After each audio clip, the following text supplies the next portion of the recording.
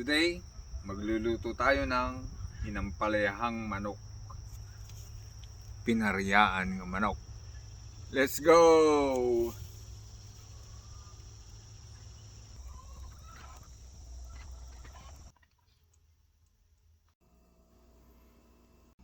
So ayan, umpisa na nating igisa yung ating manok.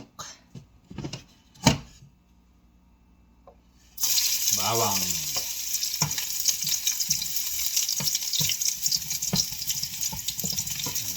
Papulayin lang natin ng konti. Golden brown ng konti. And then luya. Ginger. Pantanggal ng lansa at pampasarap.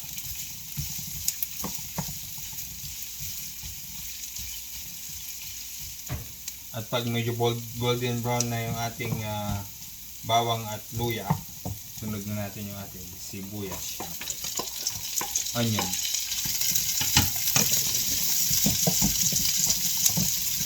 Bisa-bisa. At syempre, isunod na natin ang ating kawawang manok. Chicken, the whole chicken.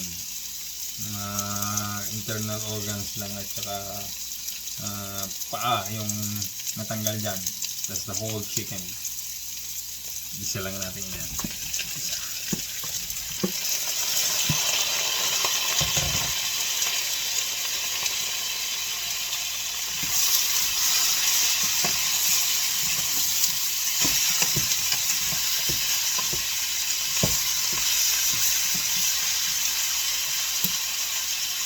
Lagyan natin ng konting paminta para mas malasa.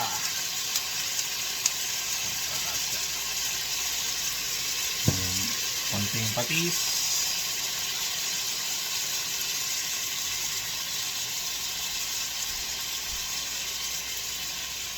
Patis po yan, patis. Fish sauce. Design lang natin mabuti yan.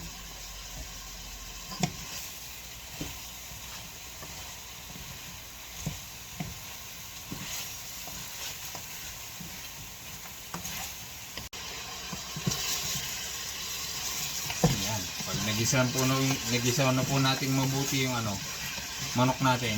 Isunod na natin yung kamatis. Yung iba, ginigisa muna nila yung kamatis, pero mas prefer ko yung ganito para mas magisa yung manok before yung kamatis. Kamatis. Tomato. Gisa ulit natin yan.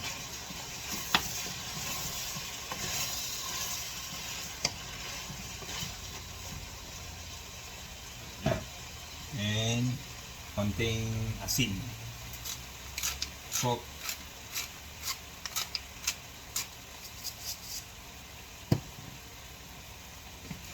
gisa-gisa lang natin ulit yan.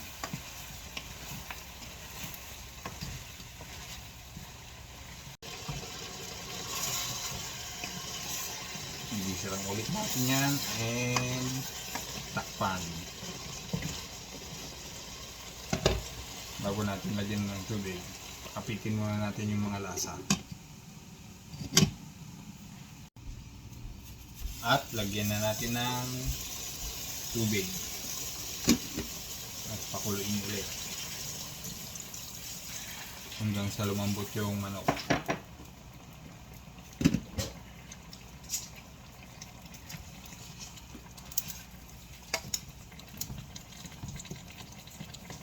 Pakuluin lang natin at lambutin yung manok para masarap kainin.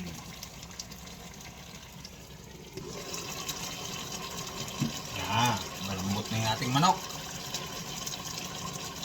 Pag malambot na yung manok, tikman nyo kung yung final taste preference nyo. Pag okay sa panlasa nyo, bigyan na natin ng sili. We're gonna use jalapeno peppers. Pampang pa yan. Jalapeno peppers. Burburan natin ng konting magic sarap.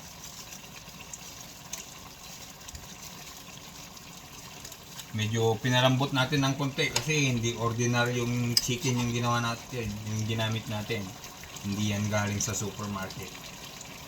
Chicken is from the backyard. Sarap.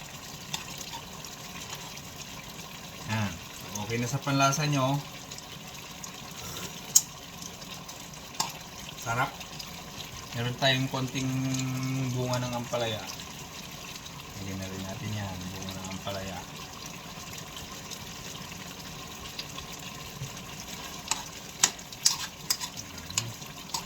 And isunod na natin yung ating ampalaya leaves.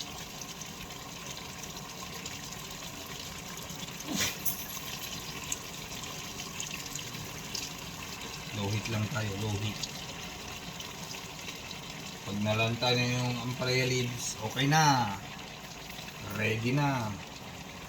Huwag nating i-overcook yung ampalaya leaves. Huwag natin masyadong hahaluin. I-ano lang natin. I-submerge lang natin sa sabaw ng ating niluluto. Kasi makalanta agad yan.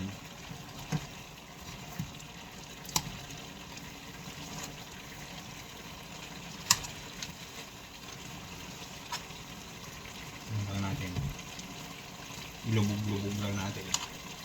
Ayan. And in low heat. Another 2 minutes. Patayin na natin yung apoy. Kasi mainit pa yung ilalim ng stove natin. 2 minutes and you'll be ready. Yan. Luto na po ang ating inampalehang manok. Inampalehang manok from the backyard. Everything from the backyard. From the chicken, from the tomato, ampalaya, the jalapeno peppers. Diba? Food from the backyard. Grow your own food. Cook your own food. Ilocano style, inampalehang manok. Let's eat! Sarap! Nagimasan! Simple and delicious.